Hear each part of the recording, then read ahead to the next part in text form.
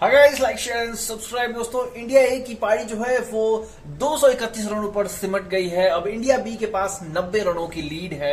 आज रियान पराग और केएल राहुल ने शुरुआत की थी। कल दोनों नॉट आउट लौटे थे स्टंप्स पे और दोनों का बल्ला आज जो है खामोश रहा। रियान पराग 30 रन बनाकर आउट हो गए और केएल राहुल जो है वो 37 रन बनाकर आउट हो गए। हालांकि अनफॉर्चुनेटली रियान पराग जो लेग साइड जा रही थी गेंद, उसे छेड़ने की कोशिश में यश दयाल की गेंद पर आउट हुई। ऋषभ पंत ने जबरदस्त कैच पकड़ा। उसके बाद केएल राहुल उन्होंने स्वीप शॉट खेलने की कोशिश की और वॉशिंगटन सुंदर की जो गेंद थी वो ऑफ स्टंप पे टप्पा खाई और सीधा लेग स्टंप उनका उड़ाती हुई चली गई। इसके बाद किसी भी बल्लेबाज ने रन नहीं बनाया।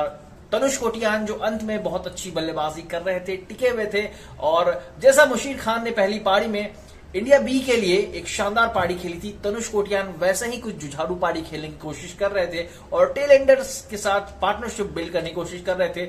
लेकिन यहां दो कप्तान जो फर्क यहां पर साबित हुआ। शुभमन गिल ने पहली पारी में नवदीप सैनी को अलाउ किया, उनके गेंदबाजों ने अलाउ किया टिकने के लिए। इसीलिए इंडिया बी की जो बल्लेबाजी रही वो इतने देर तक चली और 305 रन का उन्होंने एक बड़ा स्कोर खड़ा किया। यहां कप्तानी बहुत डिफरेंट हुई है, बहुत ही अच्छी कप्तानी हुई है। टेल एंडर्स के खिलाफ शॉर्ट बॉल का इस्तेमाल किया गया, शॉर्ट पर एक फील्डर लगाया गया और लगातार 2 कैच मुशीर खान ने पकड़े हैं और 2 लाजवाब और जबरदस्त कैच पकड़े हैं और टेल एंडर्स को सफाया करते हुए इंडिया बी ने इंडिया ए को 231 रनों पर समेट दिया है। अब 90 रनों की बढ़त है इंडिया बी के पास और 90 रन दोस्तों कम नहीं होता है। 4 डे क्रिकेट में 90 रन बहुत ज्यादा होता है। यहां अब ज्यादा 200-250 रन भी अगर बना लेती है इंडिया बी की टीम तो इंडिया ए की टीम जो है वो मुश्किल में पड़ जाएगी। इंडिया बी के लिए गेंदबाजों ने, इंडिया बी के खासकर तेज गेंदबाजों ने जबरदस्त गेंदबाजी की है।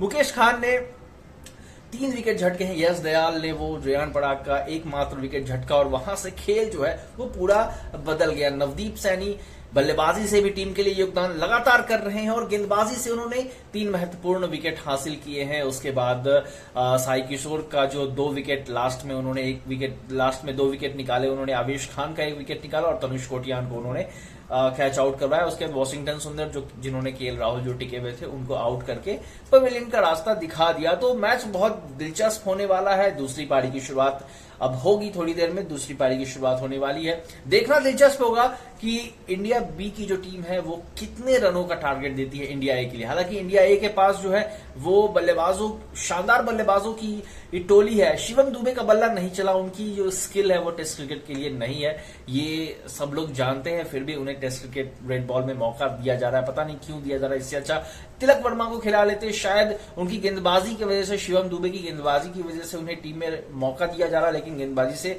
ज्यादा कुछ कर नहीं सके। शायद रियान पराग को शुभमन गिल ने गेंदबाजी कराई होती टेल एंडर्स के अगेंस्ट एक शॉट पे फील्डर लगाकर, जैसे आज अभिमन्यु ईश्वरन जो कैप्टन है इंडिया बी के, उन्होंने जिस तरह से आज कप्तानी की है, शॉट पे फील्डिंग लगाया, टेल एंडर्स के अगेंस्ट तेज गेंदबाजों को लगाया और शॉर्ट बॉल कराते रहे लगातार और टेल एंडर्स जो है वो अपना विकेट गंवाते रहे।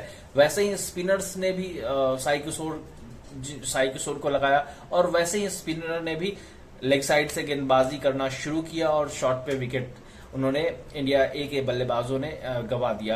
तो शुभमन गिल को यहां सीखना चाहिए और शुभमन गिल हो सकता है कि नेक्स्ट पारी जो अगली पारी हो वहां सुधार कर। इस बारे में शायद किसी ने बात नहीं की होगी दोस्तों। इसी वीडियो में आपको थोड़ा एनालिसिस जो है वो अच्छी तरीके से मिलेगा। तो वीडियो को लाइक शेयर एंड सब्सक्राइब करना मत भूलिएगा।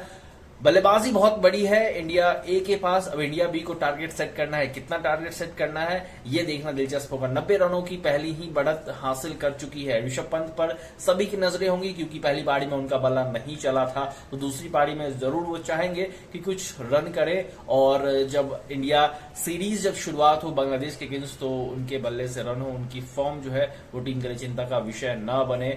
क्या अभी रियान पराग की रन के लिए वेट कर रहे थे? मैं तो बेसब्री से, मुझे लगा कि आज तो वो 50 या सेंचुरी तो जरूर लगाएंगे, लेकिन अनफॉर्चुनेटली यश दयाल की बाहर जाती हुई, लेग साइड से बाहर जाती हुई गेंद को छेड़ने के चक्कर में वो आउट हो गए।